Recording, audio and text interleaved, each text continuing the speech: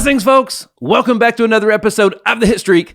I'm your man, Nick Hyder. And folks, I've got an extra special treat joining me all the way from Dallas, Texas today, folks. Check it out.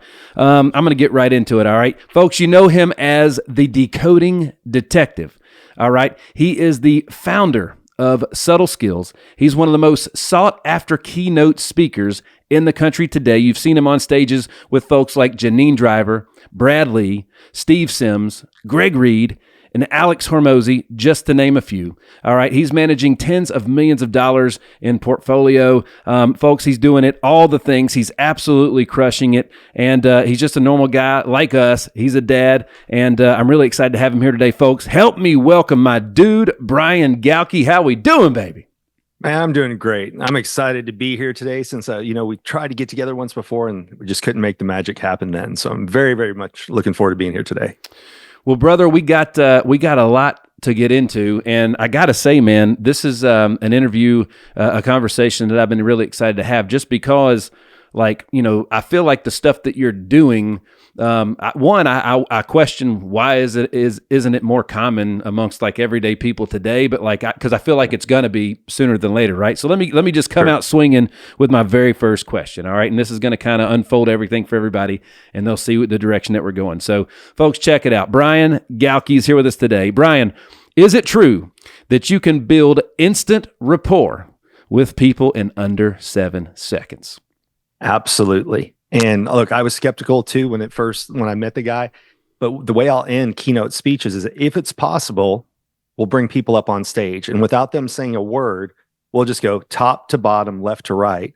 And I'll tell the people what their face says about them and how I need to change my language to speak their language. And they always come up stoic. They don't want to smile. They don't want to do anything.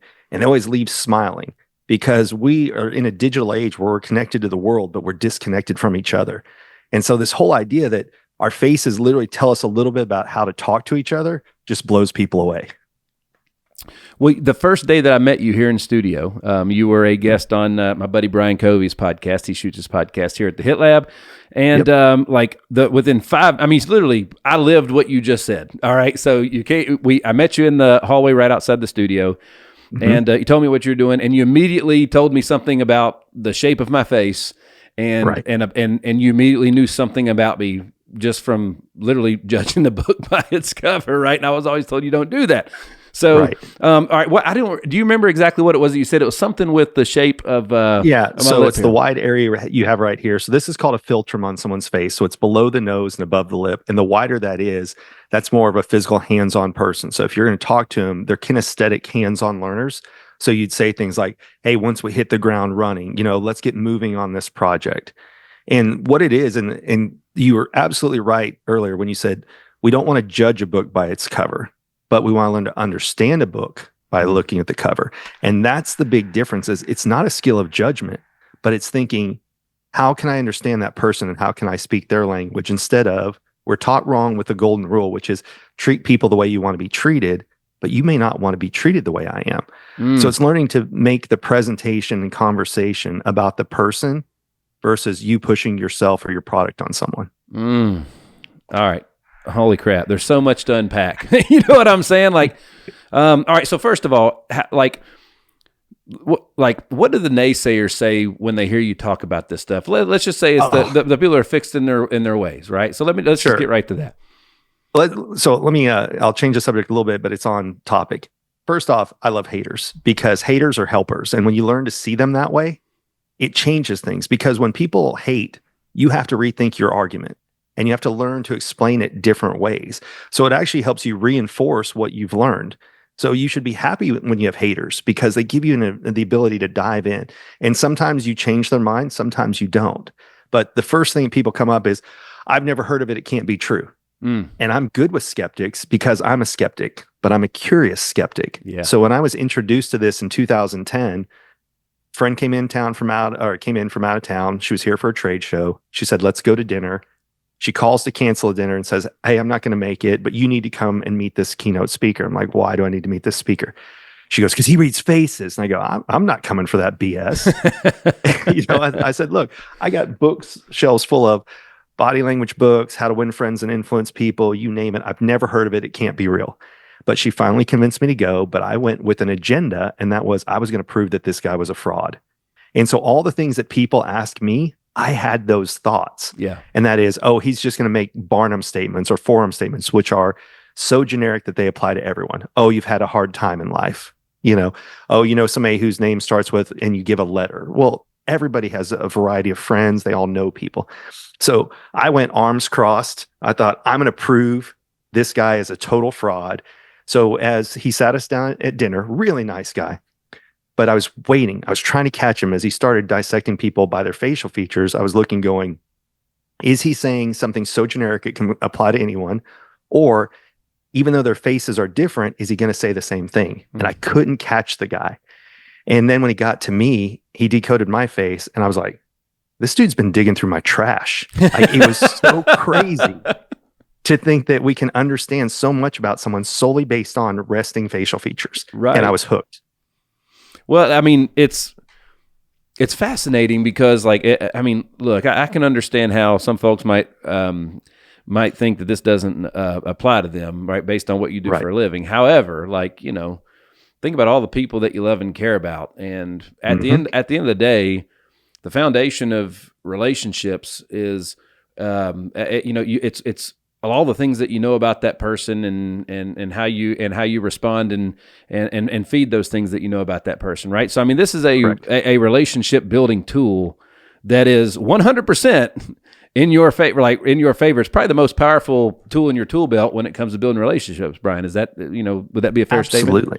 You know what it was? It was the first skill that was proactive, and because everything else, body language, statement analysis, people have to act and move, and then you understand them. But with this one, as they're walking up to you, you can think, how high or low are their eyebrows? What shape are their eyebrows? What kind of eyelid do they have? There's over 150 different features that tell us a little bit about how they take in and process information. And when you know that, you start thinking, what do we have in common and what's different? And an analogy I like to use is, when I was younger and I traveled to different countries, I thought they should speak English. And if they don't, well, I'd speak English louder, and it's a rude way to do it.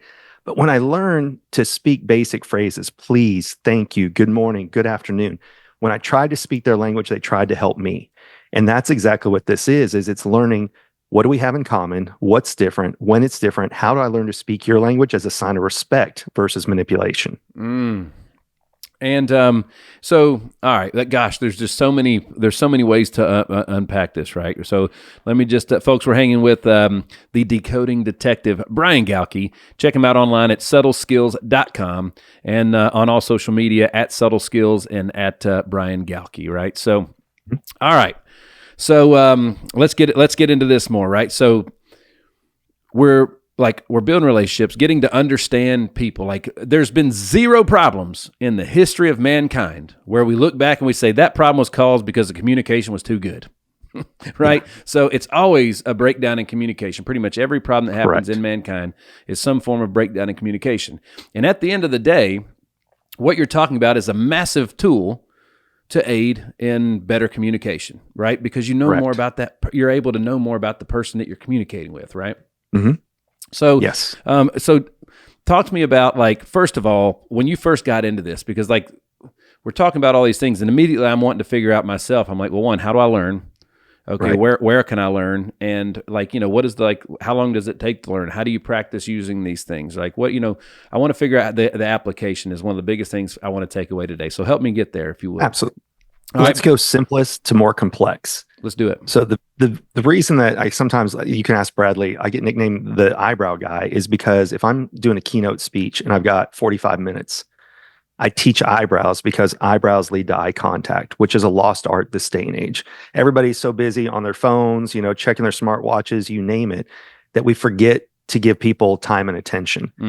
So that's what I focus on first. That's the easy one. People leave a keynote being able to go out and practice what they learn, because 98% have eyebrows. Now people go, oh, what about people who don't? 2% of the population suffers from alopecia, which is hair falls off their body.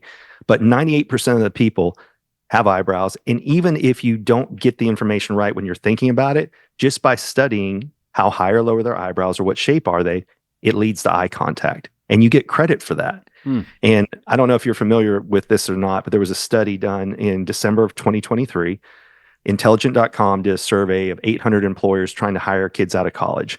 53% of the interviewees couldn't hold eye contact.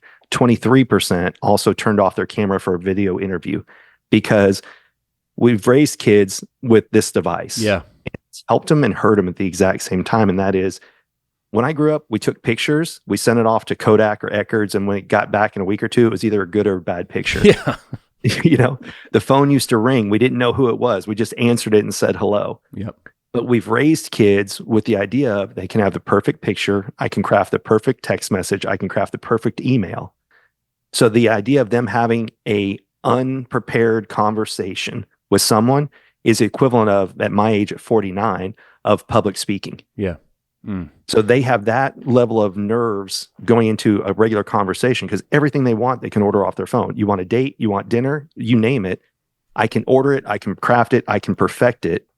And so the conversations is where they really struggle. Eye contact is such a big deal. And, eye contact is something that as I grew professionally, it's something that I realized that I struggled with. And it seems like, when you think about that, like, why in the world would I have such a hard time just making eye contact with somebody? And for me, when I started to study, like, every single time that I might catch myself avoiding eye contact, I would start to question, like, what did all these people I avoided it with have in common and why? So I can start to kind of, diagnose certain things and certain habits and behaviors of my own self. For me, eye contact was always a confidence thing for me. When I would catch myself not being in a confident situation, because confidence is a skill. It's something like literally before I do an episode like this, there's certain things that I do to get ready for this. Just like as an athlete, there was things I did to prepare my mind for the game, you know what I mean? Yes. To compete. And when you learn to do that, it's something that, like, when you have meetings or all those things, or you're going to meet somebody for the first time or whatnot, like literally walk in on a blind date, there's certain things you can do to help build some confidence for yourself so you can go in and make that. For me, I want to dominate eye contact. You know what I mean? Yes. But it's something that I struggle with. Why is that, so to speak? Why is eye contact something that people avoid when they're uncomfortable? So it's a combination of things. We first would look for eye contact for recognition, but a lot of times we don't feel like we deserve that recognition. I mentioned earlier, look, I'm an introvert. So when I learned this skill, I was an introvert on the help desk, and I could be out in a public place, but stuck in the prison of my own mind at the exact same time because I was making it about me and worrying about judgment and everything else. But when you learn a skill like this and I'm focused on you, guess what? I'm not thinking about me. And that's the power, is we can achieve more when we want to help others. So I don't know if you've ever read Man's Search for Meaning by Viktor Frankl. I haven't. Oh, everybody needs to read that book. The first half is literally going through Auschwitz from the time they put him on the train. He was a doctor. He had to help take care of other prisoners and everything. And the second half is the philosophy he learned while going through that atrocious situation. And what he learned is the prisoners who learned to survive weren't the ones who say, hey, I'm going to make it out of this for me. It was the ones who said, I want to see my mother again. I want to see my wife again. I want to see my kids again. So when we try and do things for others, we are able to accomplish more than when we focus on just ourselves. And that's where a lot of confidence comes from, is we keep thinking I have to do more things for other people to see me, but it's not really that way. It's more, if I do things that help another, that help me, it's a win-win. So that's let's unpack that for just a moment, because Sure. When I've told this story many times before. So when my son was, I don't know, maybe like 4 years old, he's going to sing in the kids' church Christmas cantata, for the first time, right? So he's 3 or 4 years old. And so we're getting him ready. It's going to be cute and it's going to be amazing. All the families are there, grandparents, they're all out there. And we're backstage, and my son, and we're back there with my son, and we peek out and we see all the people back there. And he immediately realized what was happening. He goes, I don't want to do it. I don't want to do it. We're like, what do you mean you don't want to do it? He goes, I don't want to do it. And we're like, well, man, everybody came to see you. Like, you got to do it. He's like, I don't want to do it. We're like, well, why don't you want to do it? Are you shy? And he was like, I don't know what shy means, right? So we explained to him what shy meant. He goes, yeah, that's it. I'm shy. I'm nervous. I don't want to do it. And my immediate thought was I looked at him and it just came out, and I just said, hey man, like, think about, like, what selfish means. Like, that's extremely selfish what you just said. My wife's over there kind of nudging me in the arm, like, what are you talking about? What are you doing? You just called your 4-year-old selfish when he's scared to death to go outside and perform on stage. And I was like, well, no, hear me out, man. Like, so like all your grandparents that are sitting out there, why are they here? He goes, they came to see me on stage. I'm like, so you're making it about you. Just understand why they're here and just go give them what they came for. And, and so instead of being selfish and making it about you and how you feel, turn it around and just focus on how you're going to make them feel. And he immediately was like, oh, okay, I can do that. And went out there, and I'd love to say that he crushed it, but he didn't. It was cute and terrible all at the same time. It was great. It was amazing. But like, what you just said is basically like, it gives you a chance to focus out versus on, like, if we're so worried about what we look like or how they're going to think about us and so on and so forth, we're focusing on all the wrong things, right? We are, but there's a reason that that's built into us. And that was when we were in a tribe, a camp, whatever, if we were the weirdo or we did something and we got ousted out of that group, we didn't survive. Like, there were things out in the wilderness that would kill us. So we were designed to crave that tribe mentality and to want to be liked by others. So I personally believe anybody who says, oh, I don't care what others think, that's bull, because we have that genetically bred into us that we need other people to keep us alive. We're one of the only animals that literally needs other people to keep us alive for a very long time. Other animals, they're like, hey, you're born. It was nice meeting you. Get out, go fend for yourself. But that's not the way humans are raised. Right. And there's a great book, like this one right here, called The Like Switch. It's written by a former FBI agent. He was over the behavioral analysis group, because I love books on all these subjects. But he talked about when a stranger enters a room, they would teach some agents to raise their eyebrows up, tilt their head, and smile. And the reason for that is a raised eyebrow is recognition. A squinted one is a foe. So am I a friend? Raise. If I squint down, I'm a foe. So instinctually, if somebody walks into a room and their eyebrows are furrowed, we then scan their hands for what are they going to do what are they holding that could harm us or kill us. So there are things, nobody taught us that, but it's genetically into us, where that was a safety thing that we never sat down in class and go, when a stranger enters a room, go look at their eyebrows and then go look at their hands. It's not there. But some of that is built into us. Yeah. Do me a favor. You've mentioned 2 books so far. Tell me again those titles of those books and the author again. The first one? Sure. Man's Search for Meaning by Viktor Frankl. Yep. And then The Like Switch. So it's like Like instead of light switch. And very simple for your audience, because I realize nobody can spell subtle. But if they all go to getthecheatsheet.com, it'll take them to all the resources that I recommend. So not only can they download a cheat sheet of what we're going to talk about today, but every book that I think people should pick up is listed there. Because if there's information to share, it should be shared. Bro, now we're talking, baby. Now we're talking. So, all right. So we mentioned at the very beginning that you can build instant rapport with people in under 7 seconds. All right. So that's extremely, in case they hadn't caught it yet, I want to make sure we tell them why that is such a invaluable skill to master and why that's such a great tool. You know what I mean? So let's educate everybody on why that's such an important thing to be able to do, right? First impressions make us or break us. And so it's the whole thing of when you meet someone, you either have a great view or a tainted view of them instantly. And a lot of times we're not taught what to do. What are we taught? Oh, go to a networking event and just say, oh, hey, what do you do for a living? Well, if I hate my job and you ask me about the thing I hate, I now subconsciously hate you too. And so instead we got to look and just think like, how can I build rapport with this person instead of what can this person do for me? So one of my questions, this has nothing to do with faces, but I like to ask people, hey, now that we can travel again, where are you going to next on vacation? Because people show up to work, but people plan their vacation. You'll learn more about someone by taking a vested interest in them and asking about where they're going to go on their vacation. And who talks about vacation feels like crap? Nobody. We all get excited, and all of a sudden those associations of feeling excited are now latched onto you, which is the polar opposite of the what do you do for a living. I want to thank all of our loyal fans that spread across all 50 states and 14 different countries. It's absolutely amazing. Folks, help us keep spreading the word, right? Share your favorite episodes with friends and make sure that you are liking and subscribing to the Hitstreak on all digital platforms. Thanks again, and we look forward to more. Brian, I learned something from the CEO of U.S. Health Advisors, Troy McQuaig. And, this is a dude that has accomplished a whole lot in life. He's been incredibly successful. He's built and scaled massive companies from literally negative money to billions of dollars in very short amounts of time. I'm saying all that to say he's important enough that the first time that I met him, he didn't really need to know much about me. You know what I mean? I didn't bring a lot of value to that conversation. However, he knew my wife and kids' name the first time that I met him. And, and I was just blown away how, in the few minutes that I spent talking to him, all he did was ask questions about me. Yep. He didn't, 100% of the conversation was dominated by him shining the light on me. And that immediately made me, I remember that because I remembered how it made me feel.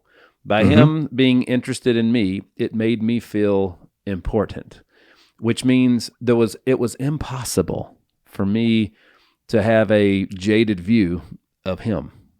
Correct.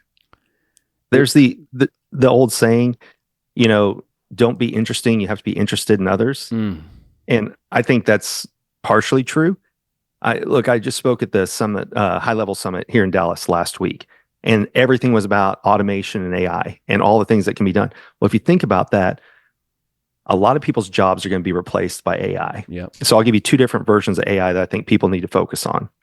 You have to be already interesting, meaning if I go and look you up on social media, what's your brand? What makes me want to dig in deeper to understand you? And the other one is you have to be actually interested in others. Because if you're showing up to just with commission breath and push your product and make it all about you, I'm leaving. Yeah. But if you're interested in me and I can feel that we're trying to build a connection, because look, business, it comes when relationships are there. So what your real goal is, build a relationship, and then the relationship is how you do business later on.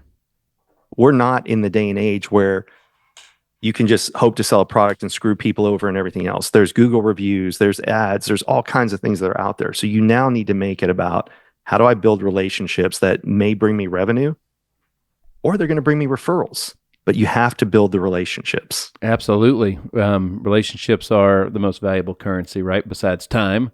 Yes. But I think it's safe to say that everybody would like to be liked. You know what I'm saying? And yes. So it's crazy though, because this is kind of a double-edged sword. This is where it gets kind of I don't know, a weird for lack of better words. Like, so I want you to like me. So Correct. the natural thing to do is tell you all the things that I would think you would like about me, right? So right. To make sure that you know those things. When at the end of the day, to make you like me, the easiest way to do that is for me to be interested, show interest in you. Yes. Right. So that's the thing. And basically what you're talking about is if you go in and your sole purpose is studying all these nonverbal things about this person, you're forced to focus on them and not about yourself. Right. So, correct. So it seems like the things that you're talking about seems like a great and extremely powerful tool on how to make sure that you're doing that properly. It is. So there's four basic human needs: physical safety, emotional safety. People want to feel seen and heard, and people want to feel connected. Now, I can't help you with the physical safety and the emotional safety, but if I'm literally looking at you and thinking, how can I communicate with you better? People can feel that. Mm-hmm. I don't care if you call it vibration, you call it sincerity, whatever it is. You know when somebody's talking to you or talking at you.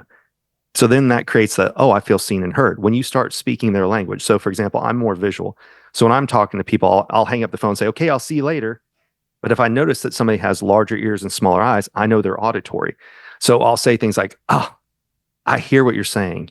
Or, hey, let me make sure I was listening right. When you say those things, you're letting them know I'm attempting to speak your language. Mm.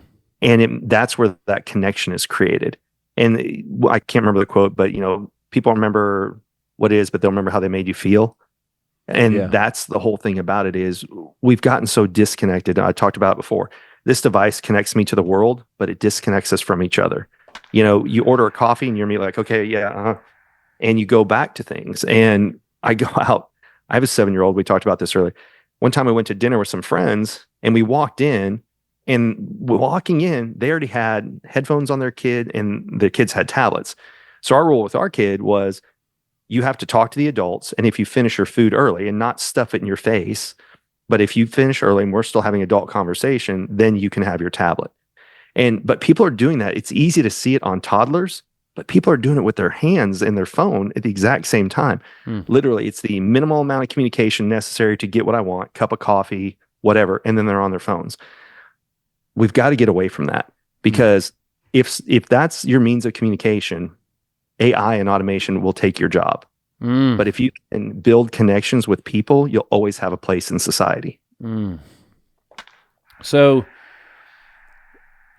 again, this is not something that's new, right? This has been around for decades. How long is this? I mean, the government's been using this type of stuff for how long? Sure. It's been around. The very first known published book was by Aristotle, and he wrote it back then. It was actually part of the academic system until Henry VIII said, I don't like the idea that this can be used by beggars and vagabonds against his fellow man. And he had it yanked out of the academic system. So it would be something that we were all taught.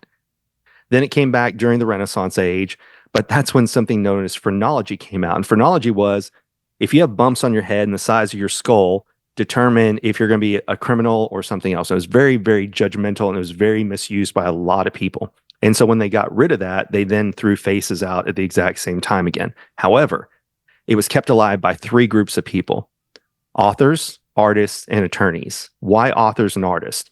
Well, authors, we couldn't put pictures of, like we have in modern books, of every character. So authors would take courses in physiognomy to learn how to do character development and expansion. So what they would do is they would talk about what the character does and what the character looks like.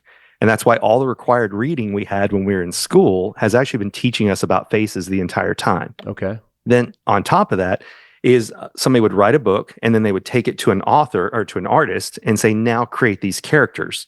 So the artist also had to learn what facial features tell us a little bit more. And that's like, you turn on a Disney show, you know who's a hero and who's a villain immediately. Yeah. It's because we've been taught this over time through literature. So if you go and Google physiognomy, which is the name for face reading, and you look up Dickens, Edgar Allan Poe, they talk about how they were heavily influenced by taking those courses to create all the characters in the books that were required reading. Wow. Okay. Yeah. Dude, that's incredible. Go ahead. Yeah. And then attorneys for jury consulting. Because if you think about it, body language doesn't help. They're seated. Yeah. But they have to know, how do I build rapport with someone who doesn't want to be there, who's stuck in a seat, and I have to figure out, how do I win these people over? And people go, this is all theory. You don't know it. In 2010, I met the guy that changed my life, but I still didn't believe him. So I started taking classes. I'd drive from Dallas to Fort Worth twice a month, but I would go out and test it. And what I would do is I'd leave the book out when I was at a restaurant or bar, and people would naturally get curious, and they go, well, what is this? I go, well, I took this class. I kind of think this guy's full of crap. Can I ask you some questions? And I would test it, because I don't inherently trust anything right out of the gate. Then I started using it in work. Well, I used to be part of a company that we had to do these large government contracts, and a lot of times it was a blind evaluation committee. So in the hotel room, I could practice, is my projector working? How's my PowerPoint? Is my product working? But people were always the unknown. And I didn't even tell coworkers what I was doing, because I felt shameful that I had to study to understand people. And then I realized most people have to do that. A lot of people look like they have it going on in public, but really in their mind, they're like, oh God, they're just as scared as we all are. Yes. You brought this up earlier. You would be amazed, or I will say I am amazed. When I got into this industry, I thought, you know what? I see all these people rocking stages and doing all these things. And what you realize is probably 75% of them are introverts, but they have a message to share with others. And that's the reason that they're up there. So I'll use Steve Sims as an example. Before Steve goes on, he has to have his headphones in. He doesn't talk to anyone. And when he's done on stage, he goes and hides for a little bit. Yeah. But then he'll come back out and talk to people. I never expected that. I thought if people are up on stage, it's because they love the limelight and that's where they're naturally comfortable. That's not the way it is. It's people who truly want to share a message to help others.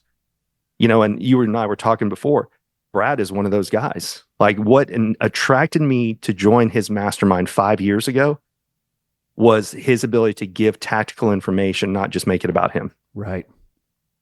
Right. You know, he's brilliant at that. And he's an extremely sharp mind, but like, again, it's the application that's so quick, and he's unbelievably honest, right? Yes. And authentic. So like, again, one of my favorite things is like, you know, if I pitch him an idea or something like that, instead of going along with it like most people do, he'd say something like, well, why would I do that? You know, that's such a basic question. And honestly, I love that. It's refreshing when people can do that. So, but I did not know that. That's very interesting that this was removed from education and curriculum because that it's I guess it can be such a powerful and dangerous at the same time tool. But like, you know, again, just like anything else, you kind of got to trust humanity to take it and run with it and put it in I mean, imagine if you put it in the right people's hands, it's got to go in the wrong people's hands too at the same time, right? So like, you got to exactly. That's what people will attack all the time. You're judging people. I'm like, no, they're like, well, this could be used for manipulation. And my answer is, a knife can be used to spread butter or stab someone. That's right. So it's about the intent, not the tool. So, all right, well, let's I don't know. Let's have a little bit of fun for a second here before we get into some other stuff. So, you know, if you were in studio, this would probably be a lot easier. But I'm going to challenge him to do it. He's all the way across the room. I don't know what he's looking at or how zoomed in he is over here. But let's just. I'm gonna throw myself fall on the sword here, and I'm gonna be like, all right, Brian, let's just do an exercise. And what can you tell me about what could you tell me about Nick that may? I mean, I haven't told you a lot of things. Like what I mean. We're acquaintances and getting to know each other a lot better. This is the most time I've spent with you so far, right? In one sitting. So there's a lot you don't know about me. Correct. But what I can do is just look straight at the camera like you are right now. Yeah. Okay. And then, all right. So let me see. Can you turn on sharing so I can do something? Sharing. I don't know. Can we do that? Can we do that, Jensen? Let's see. Jensen's he'll pop in on camera here, but let's see what we can do here. So we'll have a little bit of fun here. There we go. If we can, it'll make it a little more fun. That's cool. That's cool. So what is he sharing here? Okay. So I'm going to share a picture of your face. Awesome. Okay. Okay. Can you see that? Okay. Man, that guy's good looking. Yeah. So I'm going to draw arrows, and as I take each one away, we're going to talk about what they all mean. Okay. So ignore that wrinkle in the forehead. I'm getting that taken care of next week. Well, when you do that, that actually tells people a little less about you. But yes, you know, I always say do whatever makes you feel sexy. Well, it was the Grand Canyon before we started doing work on that. It was actually 2 Grand Canyons there, so it's made a big difference. All right. So what we're going to do is I'll talk about each one, and I'll get rid of it as I do it here. All right. So just talking at you, looking you straight on. And this is what I love is people say all the time, oh, you're cold reading someone or you're doing something. Like, hey, show me a picture of somebody on your phone or let's go look them up on LinkedIn. Yeah. And this is exactly what I do. So I want people to know, folks, if you're listening with us here, I need you're going to want to go back and check and watch this on YouTube or on Spotify, because literally he's got a picture of me on the screen. He's doing a real live what would you call this? It's not in facial decoding. Facial decoding right now. So definitely go back and join us. All right, Brian, back to you, baby. Sure. So the first one we look at is, and we can talk about this later, but eyebrow height tells you how fast does somebody make decisions. So if you think of eyebrows like speed bumps and data racing down someone's forehead, the higher the eyebrow, I can only go so fast, go over the speed bump and try and get into the eye. So what you have is a combination of two things. So let's see if we can zoom this in a little bit so people can see it. Okay. So if you can see, there's not a lot of space right here in between your eyebrow and your eye. So that's somebody who makes decisions very fast. So the higher the eyebrow, the more time they need to feel comfortable making a decision. Has nothing to do with intelligence. It has to do with how do they make decisions. People get upset about that one all the time. Now, on top of that, you've also got right here where you can see it's a straight eyebrow. Mm-hmm. So get straight to the point. Facts, figures, data. There's 3 basic types of eyebrows. We'll come back and talk about that in a second, or I'll show the PowerPoint. Yeah. But what I know from just those 2 facts are give you the minimum amount of bullet points and stop talking after 5 minutes and let you ask questions. Because the longer I talk, the more I'm going to lose you. Okay? So that's the first part right here.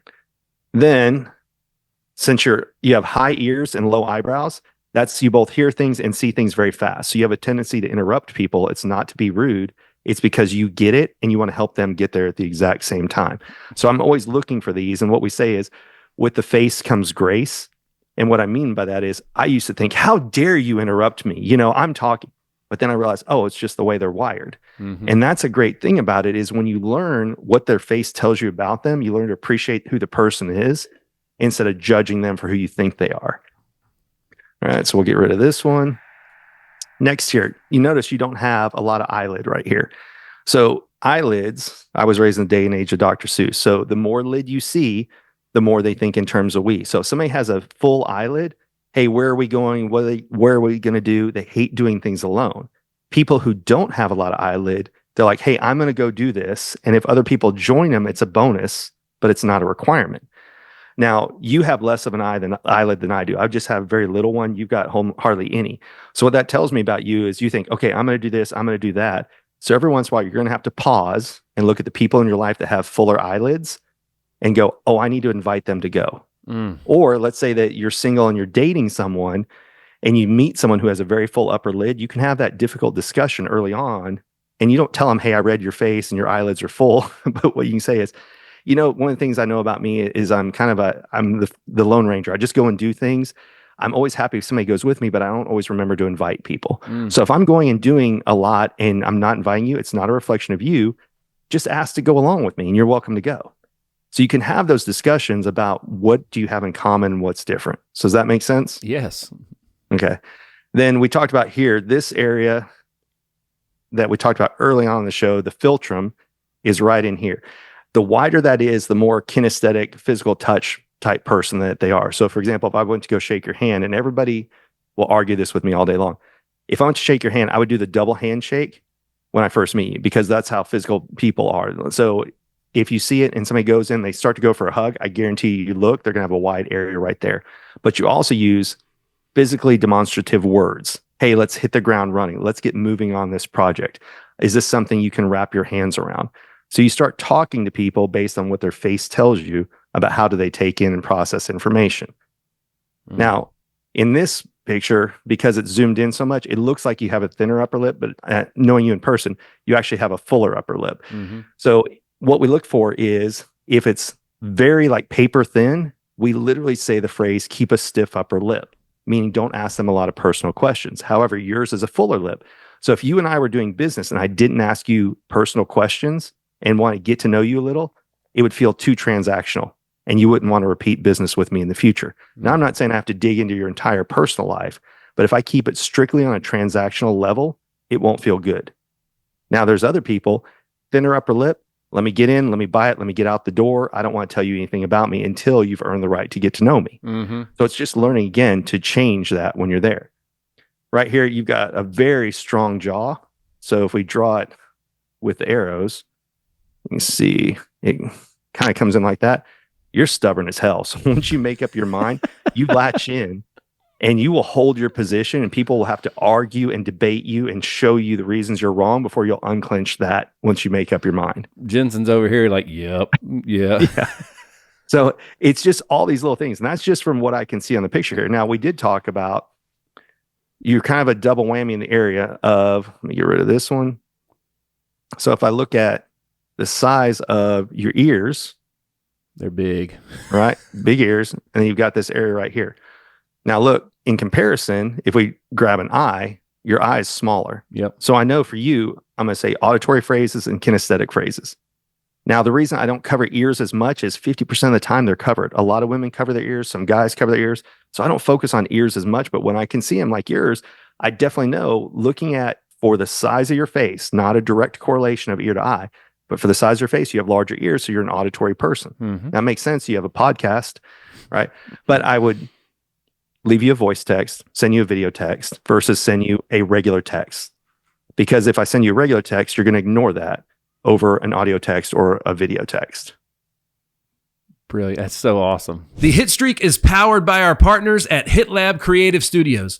Whether it's launching your brand new podcast, rebranding your current podcast, or taking advantage of any of their other content packages specifically for your social media needs, the HitLab is a one-stop shop for you. Visit hitlabstudio.com for more. All right, so a question before I've got tons of questions, but just Sure. if you could throw that back, could you throw that back up there for just a Yeah, second? absolutely. I want to ask another question about that. So, so this is something that you've seen. I've seen split screens and stuff with celebrities and whatnot. So like, when you look at that, there's actually like there's two different looks that I have when you cover up the side Correct. of one face, right? So like, is that like Yes. the two types of your personalities? You can see where the side where the squares are, the Yes. boxes are. Which, by the way, I've actually the eyelids sagging. I'm getting that taken care of too. They're starting to, you know what I mean. So like, there's a lot of work that has been done or is being done. Fun fact about the hairline, Brian, is my hairline actually comes way down my forehead. And when I grew my hair out longer, we had to kind of raise the hairline a little bit when we did gotcha. that. So, and the eyebrows are blonde; you can barely see them. So those two are painted a little bit. You know? But so when you see two different faces there, Yes. you know, two different jaw lines, literally two different jaw lines, two different eye structures, so on and so. I guess the nose is the same, but what does that mean? So we have two different sides of our face, and it's about right brain versus left brain thinking. So I'm trying to get this. Whoa, I don't know where I just went. Let me get this. I'm trying personal. And this side over here is your business side. Yeah, and that's mirrored. So the what we're looking at, the personal side is my left side, and the business one would be the right. Easy way to remember it. If I ask you, hey, are you married? It's a personal question. Wedding rings in the US go on the left side. So this is the personal side of the face, wherever wedding ring would be in the US. There you go. And that's about right brain versus left brain thinking. And so you're absolutely right. None of us are 100% symmetrical when we look at people. So I'm going to see if I can zoom back in if it'll keep the words in there or not. I was afraid of that. That's one of the challenges with this app is it's a good app, but when you zoom in, it takes away some of the features. Mm-hmm. But yeah, so I'll go back to the 100 here. So this is your personal side, and it can be different than your business side. And that's why sometimes we say the phrase, well, I'm a different person at work than I am at home. It can literally be on your face that way. And you can take identical twins, same genetic code, raised in the same household, but they had different experiences, both personally and professionally, and it will alter their face over time. So one of the slides I'll show you here in a minute is my own face and how much it changed over time. Okay. So there's 43 muscles in the face. The mind creates movement and movement creates muscle. And so when our parents said, stop making that face or it's going to get stuck that way, there's some truth to that. Okay. Yeah. And so that's why on your face, it's different. So if we zoom back in and now we know which side is which. So make it 200%. Brian, this is so cool. I had no idea we were going to be doing this today. This is awesome. Like this is my favorite part, but you Yeah. have to tell people the history of it or it doesn't start off right.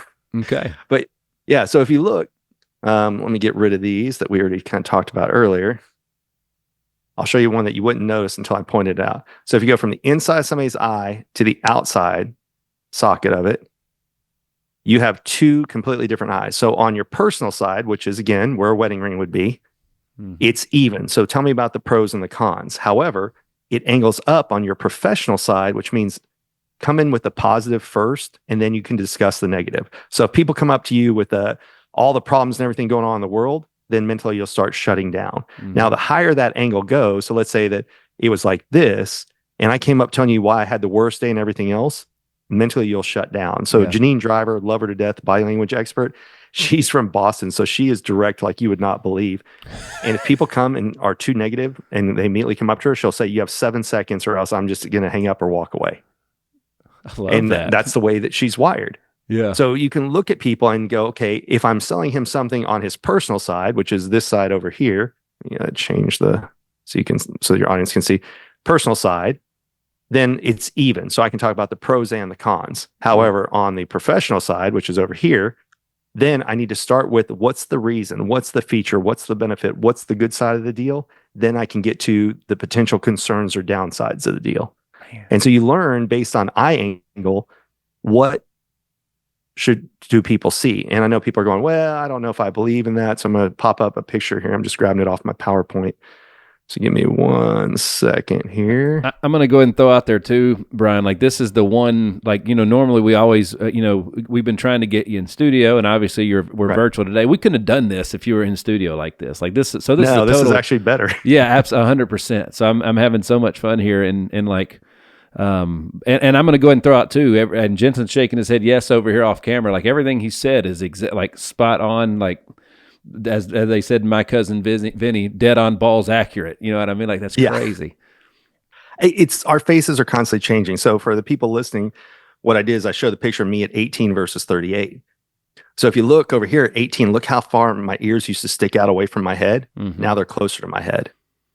Wow. If you zoom in, I have this little area right here is called a heart line. So if you see anybody and they've got this crease in their ear, I got that. Those are people you have to warn about. They got to keep their cardiovascular health in check. Yeah, I got that. I do. I thought it was because I had my ears pierced at one point in time, but so on women, that's true because they wear very dangly earrings that it's harder to tell. Yeah. But if you see it on a guy and he didn't wear really dangling earrings, that means keep your cardiovascular health in check. And you can talk to doctors and nurses and go, hey, what's this line? And they're going to say it's a heart line. Yeah, I'm going to make sure everybody knows I did not wear dangly earrings ever. Okay.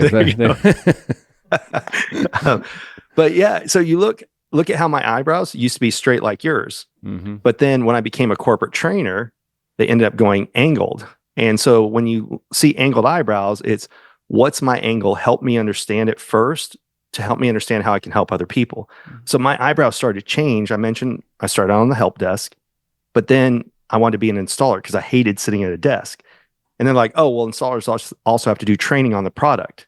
So I had to learn the material and then figure out how do I train people how to use it. And that's when I got the angled eyebrows. Mm. And as I become a corporate speaker, a speaker and away from corporate America, now I'm on stage teaching people all the time. Well, I'm constantly reading new books and learning what else can I teach audiences. So I'm having to learn the material first. So what's my angle to then help others?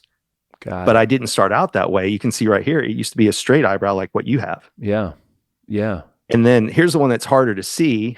But look at how, if I do that same thing I did to you, look how my eyes angled way down when I was a kid. So let me make that thicker. Well, I guess I can change the color. That'll make it a little bit easier to see. But my eyes angled way, way down as a kid. So I was raised in a very loving household that they thought, hey, things don't always work out. What's your backup plan? Mm. Okay. And what if that doesn't work out? What else? Like it wasn't, hey, go and leap and everything works out. It was, you can leap once you've got your bases covered. Right. And so I used to worry about, okay, let me think of how to cover the downside, and then I'm free to expand. But then people whose eyes are angled up, they just think, hey, it's all going to work out. Mm. So there is no right or wrong feature, but it's learning to talk to the person. So the way you talk to me at 18 versus talk to me at 38 are completely different. Wow. Yeah. All right. This may be a ridiculous question. It may be a really good one. I'm about to find out. So, sure. I mentioned, like, as I age, you start to do things you want to de-age, right? So, saggy eyelids. I've had one little laser procedure done to help with those because they were starting to see things. Sure. I get Botox once a quarter to help with some of those unsightly dents that they're not wrinkles, they're dents at this point in my face. Yes. You know what I mean? And so on and so forth. So when literally like, this, for me, this just proves God even more. Like, you know what I mean? That like the physical features which are just a total reflection of your spirit, and who you actually are, right? So when you cosmetically change, something like this about yourself, does it affect? Like, obviously, these features about myself are spot on who Nick Hyder is. When you cosmetically artificially alter those physical features, does it change the spirit of the person? It does? Okay. Yeah. So it's affect versus effect. Okay. And so people ask this. So I actually put in slides in my talks. So an effect or an affect is, for example, the number one plastic surgery right now is lip enhancement. Mm-hmm. Why? We talked about it earlier. We say the phrase, keep a stiff upper lip. Mm. So subconsciously, we know if somebody has a thinner upper lip. So why do we say that phrase? Usually it's when somebody's being emotional or sharing information, we go, hey, keep a stiff upper lip. That means be stoic. You'll get through this. Don't share it anymore. Mm. So when we see people with a thinner upper lip, we subconsciously know don't ask them a lot of questions. Mm. So women will go out and men and get lip enhancement done. And what that does is it changes the affect, makes their lip larger, and then people will approach them more, and then they feel more comfortable talking to people, and that creates the effect that's desired later on. Right. So yes, if you change anything, and I don't care if you go get plastic surgery done, you have cosmetic enhancement, if you go buy a suit that you feel like's killer, if a woman buys a pair of heels that she loves, whatever makes you feel more confident changes how people see you because you walk with your shoulders back more. So do whatever makes you feel sexy one way or the other. And people ask all the time, and I'll go back to just you and I talking, but these two slides kind of correlate to what you asked. Before there was plastic surgery, women have been using makeup for centuries to highlight features. Like go talk to a lady who's in her 80s or 90s that has on lipstick. She will draw larger lips than she actually has. Yep. And I've even heard facial hair is huge these days. They were huge in like the 70s and part of the early 80s, and then kind of like clean shaven was a thing. Now facial hair is back. And I heard somebody say the other day, it's like makeup for men. You know what I mean? It's a way for guys to. It's all we have. Makeup. Yeah. So when we say the phrase "take one on the chin," it's not a boxing term. It's been around since long before boxing. It's how we handle criticism and adversity. So the larger the chin, the more that we can handle. People don't have to walk on eggshells. The smaller the chin, you have to walk on eggshells and use the sandwich technique. So the movie 300, what do they have on the guys that's on the cover? Big pointy beards. Yeah. Big pointy beard. So that's right. Men have facial hair. Some men wear makeup. So like Johnny Depp to be Captain Jack Sparrow, he did the eyeliner, or what's his name? The guy in Rolling Stones. I can't think, the guy who's going to outlive us all. Keith Richards. Keith Richards, yeah, he wears it also. But makeup, like I use the example here. This isn't my daughter, but it's a good example. We had a birthday party for her a few years ago, and when she painted on a tiger, people that walked up to her like, "Oh my gosh, a tiger!" And she became the tiger at the same time. Makeup is the same for women. They get up every morning and think, "This is what I'm going to share and highlight with the world." Dude, that is like.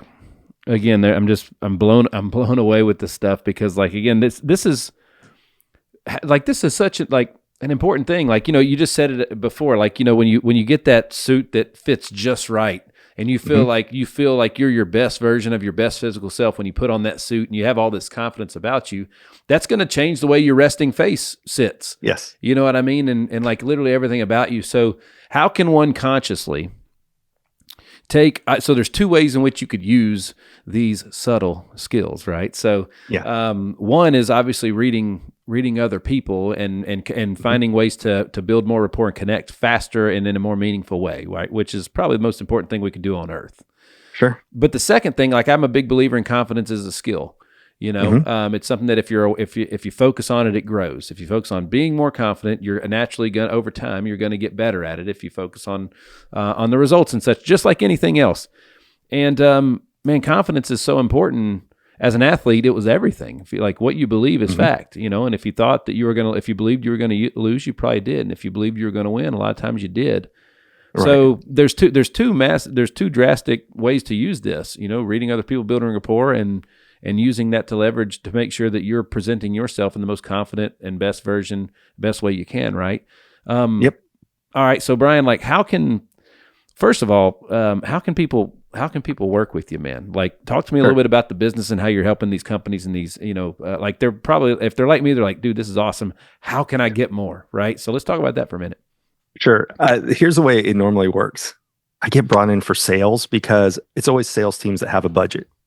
And then once they realize it's actually a skill that every department in the company can use, then I get brought back in for team building, team bonding, customer service, you name it. So I've spoken in any type of industry you can think of, from engineers who all have low straight eyebrows and very thin upper lips, but they have to work with other city officials. So speaking gets enough out there that people can be dangerous. So I mentioned earlier, I always give away a cheat sheet with a QR code, and it goes to, if you just go to getthecheatsheet.com, people can practice just going, okay, what do the eyebrows mean? That's the very basic level. Then there's courses, I've got Lightspeed courses, I've got coaching, one-on-one, mentoring people, and then group coaching. Because the thing is, this is what people are going to need. And I know I've said this a few times. Number one, if you're not using AI, you need to, because if you just think it's a fad, you will be replaced by somebody who uses AI and does what you do. Right now, more than ever, is the time to focus on soft skills because everything else can be automated. So look at 5 to 10 years ago. If you were a coder, you could write your check, right? You're like, oh, I'm a coder. I can write whatever I want, charge big money. But now AI can write code and you just need somebody to make sure the code works, not create the code. So this is the time that soft skills are more important than ever. You asked me like, what can people do? I think, and it's one of the books I recommend on that page. So if they go to getthecheatsheet.com, it'll redirect. One thing to do is pick up Janine's book, You Say More Than You Think. It's what does your body language say about you when you walk into a room? That's such a strong title. So, oh yeah, she's amazing. Her and I actually met through Brad. So tell that story. Your first keynote, yeah. The very first stage I ever spoke on was Bradley's. What was the event called? Real Success, I think, and it was in April of 2021. That's a big stage, man. Congratulations. It is. And the way I got there was I've been in Brad's mastermind. Janine came on one time. Brad works with, I just blanked on her name. He works with one of the girls. I don't know why. It's Jay and... He works with everybody. Yeah, I know, but I don't know why I just blanked on her name. It's not Janine, but Jenna. Sorry, Jenna was working with Brad. And Jenna's like, you need to meet Janine Driver. And she came on, and Brad is great about bringing on guests every week for everyone to learn from. And I instantly loved Janine. And a funny story was I was living at the time in Arizona because my ex-wife was on a project there, and she blew me away. I went out and bought her book. And when I got back to Texas, when the project was over, I realized I had already bought her book. So I had 2 copies of Janine's book. But we became friends, and she was single at the time, and she would start sending me guys she was going to date's picture. And I would decode them and be like, this, and she'd get their permission. Oh, God, that's awesome. And that's how she would decide would she go on a date with him or not. So she's like, hey, I'm a body language expert, former ATF. I'm going to send your picture to my friend Brian. He decodes faces. And are you okay with it? And they'd say yes. And she would always share it with him. And they're like, oh, my God, who is this guy? But that's how she would decide who she was going to go on dates with or not. And Real Success was the name of the event. And I was going to buy a ticket to it, and I was talking to Janine. I'm like, oh, I think I'm going to do this. And she goes, hold on one second. She calls me back. She goes, you're not going as an attendee. I'm like, what? Why? I want to go. She goes, you're going as a speaker. Wow. And her and Brad took the chance on me in April of 2021 and gave me my first stage ever. And let me tell you, I was so nervous that my hands shook the whole time. My voice cracked like I was a teenager, but it was a starting point, and it changed my life. So I am forever in debt to Brad and Janine for that one experience, because when I got up there, I was nervous as hell because I was making it about me. But when I got the feedback later of, hey, I use this, oh, that helped me, that's when the real power kicks in, because you realize you're empowering other people to take charge of their life. And that's what kept me going. Yeah. So I started speaking for free on the side because I had a corporate job and I made really good money. And then a few videos went viral, and next thing I know, I got fired. And it was the scariest thing ever because I didn't have a backup plan. But it was the best thing ever at the same time, because I knew that this is what I was doing for free. Yeah. Taking days off of work. I wouldn't take a paycheck to speak because I never wanted to be a conflict of interest. I was doing it for free, for fun. And I was miserable at a job for 8 hours a day. But it changed my life. And then I realized this can help people. So I'm not a motivational speaker. I'm a tactical speaker. I want people to walk out of the room and practice it. And it's very, very often that I'll go speak in an event and I talk about how to get free upgrades and free food, and I'll get an email or a comment back of, I used it and I got an upgrade on my flight home, or I used it and somebody bought me dinner. That's where the power is. Yeah. Because as people, we need more than ever to figure out how do we connect with each other, because everything we need in life, somebody else has the ability to help us get there. But we've got to learn to focus on them instead of focusing on us. The Hitstreak is powered by Team Hyder. Team Hyder has been serving you for 11 years and has racked up over 20 national and local awards for excellence in all areas. When it comes to finding the right health plan, we need to consider your family's needs and your family's budget. That's what we do to serve you. To look further and to book an appointment, visit teamhyder.com. You know, one of the most common, a couple things. I believe that the most powerful 2 words in the English language are I am, and whatever you say that follows that becomes fact, right? So I this isn't something that I created. I actually heard this from somebody else one time, but basically, especially in this town of Nashville, Tennessee, the most common greeting you get is how you doing.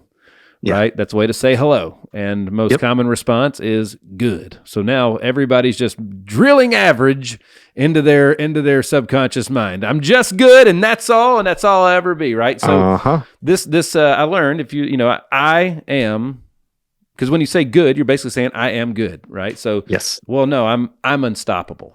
Two things happen. One, I've said it enough times now because I get asked how you doing dozens, if not 100 times a day, right? Depending on how many people I see. Think about that, how many times that adds up over a year. So I'm drilling into my own mind that I am unstoppable, which is what I do believe, and I'm aiding myself in that belief system, right? But the other thing that it does is it's very memorable. Everybody remembers that. When you just say I'm good, that's easily forgotten. I'm unstoppable. People remember that. So for me, that's one of the things that I do that. Now, you're able to, like a guy like you that's really advanced in this, like we've been bumping into each other for quite a few months now. You could probably know the answer to how am I doing based on if you just remembered the subtle skills, the subtle things that you noticed the first time you met me versus now, how life's been in between those two, the beginning and the end point, right? Absolutely. There are a few examples of that. Let's say, and for the people listening, I'm pointing at my above my eyelid in between my eyebrow. So in the eye socket here, if you're working yourself too hard, it's known as an eye puff. And so it'll puff up, and it's your body's way of trying to block your view to say you need to slow down. I'm not saying that for you, but you were asking like if I run back into someone. So if they have an eye puff, is it on both sides? It is on one side. So is it on their personal side? Maybe they're doing too much for their kids, their family. They need to add in yoga for themselves. If it's on their business side, are they pulling 14 to 16-hour days?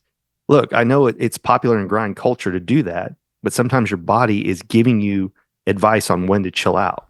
So if you get eye puffs on either side, that's an indicator that says you're pushing yourself too hard. Dial it back a little. You can look at someone, if their cheeks are sunken in, they can have a medical issue. We've all seen that person. We see them and we know they're like, oh, what's wrong? Yeah. And then there's body language. If you walked in, you're like, hey, Brian, okay, we're going to record the episode today. I'll turn it on when I'm here. Our bodies do the same thing. So when our shoulders are back, we're excited, we're prideful, we're here. But if our shoulders are down, okay, well, it's fine. And an easy way to see this is go watch the new Disney movie. Gosh, why just blank on it? Where they're all inside the head. Inside Out. Inside Out, yes. So watch the characters in Inside Out, and the one that's sad, hey guys, how's it going? So you can tell so much about what somebody's going through. And sometimes I'll just make a gut call at the end of a talk if we're bringing up volunteers, and I can tell that I need to tell them something on their face that they don't feel seen or heard. So like a very simple example is if somebody has rounded eyebrows, they think about the people around them first. Then if they have a flatter upper lip, they don't like talking about themselves. And then if they have this little line right here, which is below their upper lip and above their chin, that's a verbal affirmation line. Well, if you're a people-driven person and you don't tell people what you're doing, you can't get the verbal kudos that you crave. And so what that does is it creates this pit of despair of, well, they never thank me for anything I do, but I'm going to continue to do it. So I'll tell them, I'm like, you've got the flatter upper lip, so I know you don't like talking about yourself until you get very comfortable with people. But if you don't show the people what you're doing, you can't get the kudos for what you're doing. So I'm not saying walk around and go, look what I'm doing for you, look what I'm doing, but don't hide what you're doing and waiting for them to thank you for it. And when that happens, 1 out of 10 people that have those features and those 3 combinations will burst into tears on stage. And I used to step back because I was like, oh God, I don't want to be cancel culture or anything like that. But what I realized is it's more powerful to stand there with them in the moment because they finally feel seen and heard. And that's when you can really see it. So there's so many ways that when you learn all these skills, body language, statement analysis, how to win friends and influence people, all the books I'll recommend, it's learning to interact with other people. Now they make you a better person at the same time, but they're making you a better person because you're becoming more observant in a world that's becoming more closed off. So, all right. So a couple things that I heard right there that I think are really important. So first of all, how important does this have to be that it would be almost hidden from the general population? Because we can all agree that the government, FBI, CIA, Secret Service, all those high intelligent government agencies, other countries, I'm sure they're very in tune with this, and it's probably the most used tool in their in their tool belt today. Yeah, it's part of a skill set. To answer your question on a global level, modern education was designed for the industrial age to create factory workers. So why aren't any soft skills taught, right? You're taught, hey, go learn this business skill, but body language should be in there. Statement analysis should be in there. All these things that make us understand each other don't matter to a factory worker who wants you to sit and do a good job. That's right. But if you look at the way we've gone, we no longer need factory workers. They'd be overqualified. Yeah. And that's what, so if you look at, I don't know how familiar you are with what's going on in 2024, but there is a trend right now called the great unbossing. And that is so many companies aren't making their numbers that they need for the shareholders that they're gutting middle management. And so what happens is you have the people in the ivory tower. Yeah, Google 2024, the great unbossing. And I know several people who were affected by that, friends and family members who work their way up to middle management where it's safe, supposedly.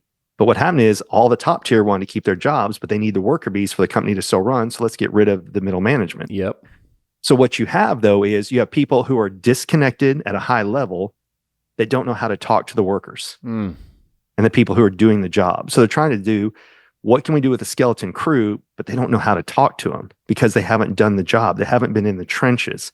So there's a good book, John Maxwell, 360-degree leader, I believe. And that's the whole thing is you don't have to be a manager to help lead people. And so that's why learn these soft skills so you can teach it to others. Teach it to your kids. I highly recommend when you learn the skill, teach it to someone else at the same time and go gamify it and go out in public. Be like, for your server, hey, because then you can sit at the table and go, hey, are her eyebrows high or low? Or what shape are his eyebrows? And it becomes a game. And when you do that, the whole reason, you know this, you're a former athlete, you don't just show up for the game. You practice, you watch game tapes, you do all these things so that when it's time to turn it on, it's second nature. You know, just all the naysayers out there would be like, you know, it can't be that important, or they would tell us about it. But I would say it's the exact opposite. Like, how important does it have to be that they use it but don't share it? You know what I mean? If they didn't use it, that'd be one thing. But we know that they're using it. The high level officials are using it. I mean, honestly, man, like, you know, I'm very passionate about helping grow the church, and you know, this is every pastor. Like, how more effective could they be for their church body if they had these soft skills? Every person that has to deal with people, which is everyone. Parents, parents. Yes, parents. Kids, you know, the problem that we have right now in a global scale is social media is everyone's best moment, not their real life. You know, and that's the whole thing. You have people who are manufacturing. I spoke at an event, and there was a girl who had a film camera with her, and she was like, okay, everybody redo this. And she kept manufacturing what she wanted to be seen instead of documenting what was there. And I'm not faulting her for that, but that is the day and age we live in, where everything is the perfect version of what you want. And I live here in Dallas. One time, it was one of the reality shows. They filmed the people walking to the restaurant. I was at the bar next door 4 times to walk in the door, but they don't show all 4 when it's on TV. And so my thing is, be honest with people. Like, look, there are times, one of my best posts, and I'm going to repost it again, is getting fired. November 20th of 2022 caught me off guard. So one of my most popular posts was, what was life like 1 year after getting fired? Because fired is seen as a shameful thing. Right. I got divorced. I'll tell anybody, hey, I got divorced. And I don't hate my ex-wife. We just weren't meant to be married. She's an amazing mother. We just didn't get along as husband and wife. But people are afraid to say that they're divorced. Why? It's part of society. It's what makes you what you are. But everybody wants to put up these perfect pictures of everything. I'm a bigger fan of documenting the journey. Get all the ugly out as well. What advice would you have? Because, like, obviously you have a built-in BS meter when you're talking to folks and they're telling you, I'm great, things are awesome, never been better. And you're looking at their face being like, bullshit, you know, BS meters through the roof. So what advice would you have? Because we want to be authentic. You want to be honest, but at the same time, when somebody says, how you doing? You don't want to say, well, you know, everything's terrible. Everything's just terrible. What advice would you have for those folks who are like, all right, I hear what he's saying, This question's from me. Like, I want to be honest with you, but I don't want to rain on your parade either. You know what I mean? There's a context for everything. Share the struggle, because the worst thing is to keep it all bottled in, but then put a positive ending to it. So you can say, like, I'll use one for me. This summer sucked. You know why? Because a lot of gigs like canceled. They couldn't fill rooms. So I went from having gigs on the board to going down. But when I share that letter, I'm like, but you know what? I got some, my November's packed with amazing things. So you can talk about where you are, but you can also talk about what you're looking forward to. Or you can say, I have had the worst day, but you know what? Tomorrow's a new day. I'm a huge fan of Brad's $1 Million Morning. And that is, no matter how bad it is, if I offered you $1 million, but to not wake up tomorrow, would you take the $1 million? No. Then every morning's worth $1 million. So it's okay to be in the suck. It's okay to share your struggles. And people, one of the guys I do a podcast with, Ed Parco, he's got one called Inner Edison. And it's talking about all the things that failed because it took him 10,000 times to create the light bulb. But people won't come on this podcast because they don't want to talk about their failures. It's like, but everybody fails. It's crazy that people are unwilling to do that and to share the journey. That's why I love the people who tell you about when they were down and out. Ed Milet, talks about they couldn't pay the power and they were like shampooing and bathing in the pool or using the gym shower. When you hear those stories, Alex Hormozy sleeping on the gym floor, you can just keep going down the list. Is people need to hear the whole story, not just the highlights. Absolutely. And, again, there wouldn't be light without dark, right? There wouldn't be good without evil, right? There wouldn't be an iPhone without an Android, I guess, but at the end of the day, we've been given pain to be astounded by joy. You wouldn't know joy when you saw it if you didn't know what the other side looked like, that what the opposite side looked like. So, Brian, like, golly, man, this has been one of the coolest episodes that we've ever done. Real life. What was the facial recognition? What was that called that we did the test? Yeah, decoding faces. Yeah. Decoding faces. That's incredible, folks. If you're listening with us, like most of you do, I highly suggest that you go catch on YouTube or Spotify the video. You can watch what the facial decoding that we did live right here. Unrehearsed. He didn't even know we were going to talk about it or do it right here on the show. So, and Brian, for everybody, get the cheatsheet.com. That's something for free that you're throwing out there for everybody. Thank you for that. Obviously, subtleskills.com is where they can find you on the web. If they want to work with you or anything else like that. Like, dude, so first of all, I'm very fascinated with this. This is something that I don't know. I'm just really excited about where this relationship's going to take us. And in the future and all the things that we can do together. But what are some, as we bring the sucker to a close, what are some kind of final thoughts or anything we'd like to leave everybody with today? Now you've listened to it. We talked about eyebrow height. Use that. Just, are their eyebrows high or their eyebrows low? Start paying attention to people. We live in a day and age where learning to pay attention and make someone feel seen and heard can change a life or save a life. There's a lot of people who are struggling. They feel alone. They feel isolated. Taking the time to focus on someone else and make them feel seen and heard can literally save a life. So that's the best reason to go practice it. If you get something else out of it, I talk about, you go to Starbucks, you can buy the next person's coffee that affects one person. But if you treat the barista with kindness and you really don't hold up the line, but if you actually make eye contact with them and think, are their eyebrows high or low, and ask about their day, they take care of the next 20 customers, right? Instead of just impacting one person with a free cup of coffee. So go out there and put more out into the world and realize if you feel alone, so does everyone else. And you have the ability to create a connection, go and use it. That was absolutely perfectly said.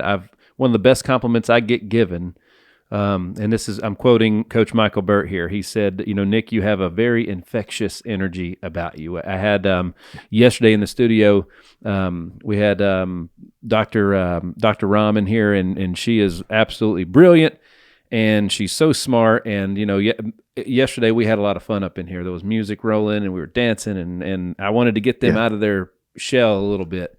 That was a conscious choice that I made, though, before I walked out to do that. Excuse me. So it was something that I was aware. It was a goal. It was something that I was intentionally trying to do, to make sure that, like, just like you said, the reason that was such a great compliment from Coach Burt is because he was saying I make him feel a certain way.